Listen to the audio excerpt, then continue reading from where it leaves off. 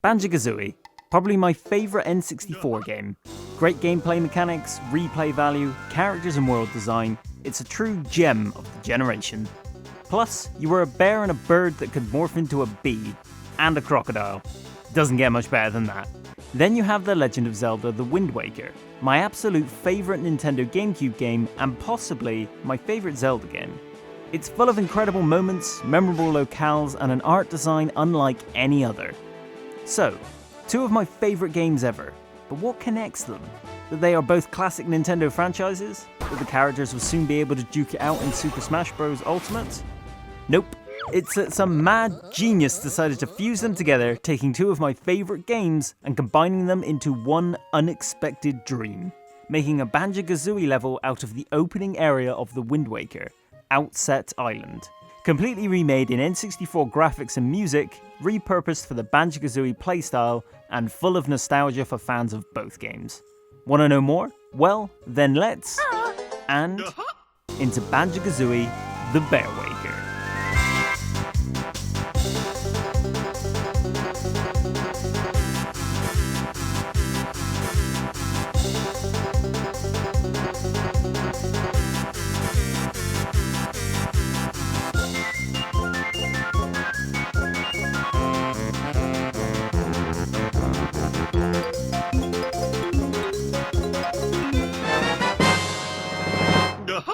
The level starts off with you arriving on the small pier of Outset Island. You chat to the King of Red Lions to find out that Link has gone missing and that the door to his house is locked. It's your job to find your way in and see what's taking him so long. How is this done? Why, with collecting loads of stuff, of course. Just as you do in the original Banjo-Kazooie games, you must traverse Outset Island in search of golden puzzle pieces known as Jiggies. This means finding several missions throughout the level, fighting bosses, finding Jinjos, multi-coloured things, and collecting musical notes to help you open doors. So far, it's Banjo-Kazooie. That's exactly what I wanted this fan creation to be.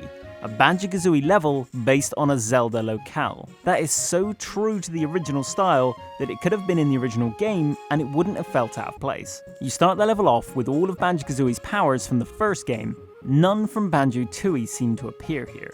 Having all the abilities from the get-go allows you to tackle the level in any way you see fit, with missions spread across key points of the map, all based on important areas from the Wind Waker.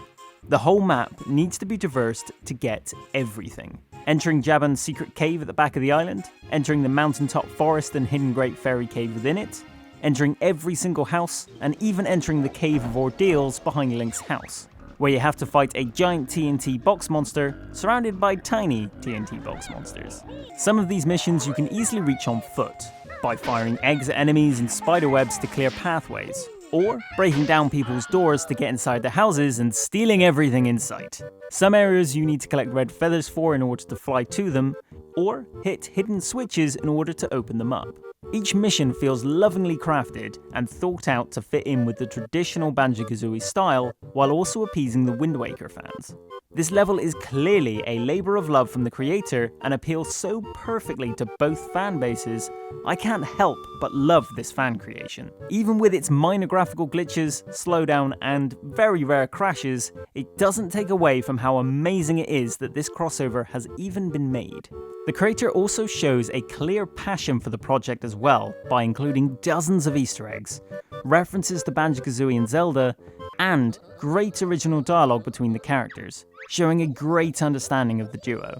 Banjo being as clueless as ever, and Kazooie being as brash as she always was.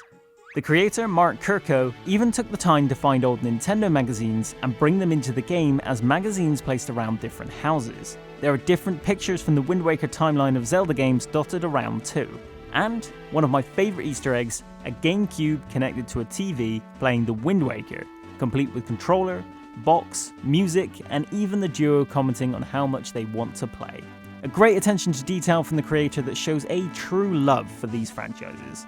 All topped off with the music taken from the Wind Waker and other Zelda titles recreated in an N64 style.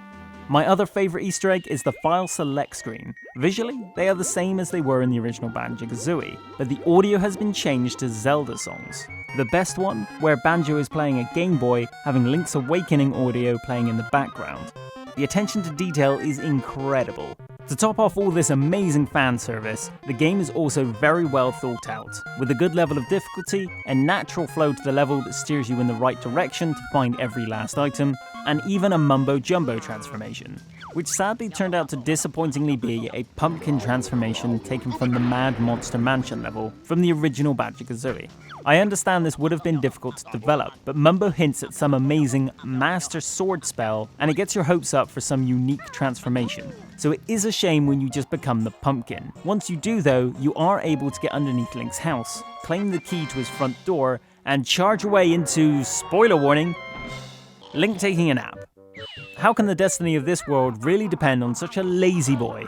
Overall, this level created by Mark Kurko is a fantastic fan service to Zelda and Banjo-Kazooie fans alike, showing passion and care for two classic Nintendo franchises, even if one of them is sadly owned by Microsoft now and hasn't seen a new release in years.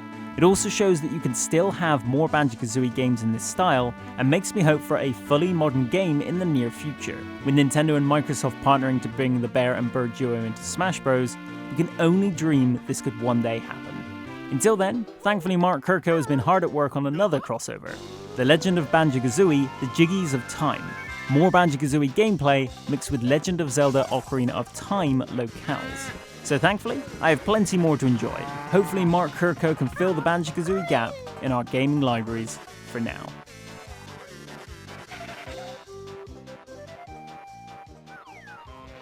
Thank you very much for watching. My name's Phil, I was the creator of this video.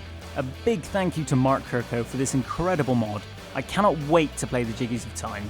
Please make sure to check out his channel in the link below, and if you'd like to download the game to either play emulated on your PC, or even on the original N64 hardware, you can follow the link in the description below as well. If you enjoyed this video, please click the like button and subscribe for more videos like this every month. If you have any fan games you'd like me to cover, or any questions about this one, please shout out about them in the comments below. Otherwise, if you want to see more, there are as always more videos on screen now. Till the next video everyone, thank you very much for watching.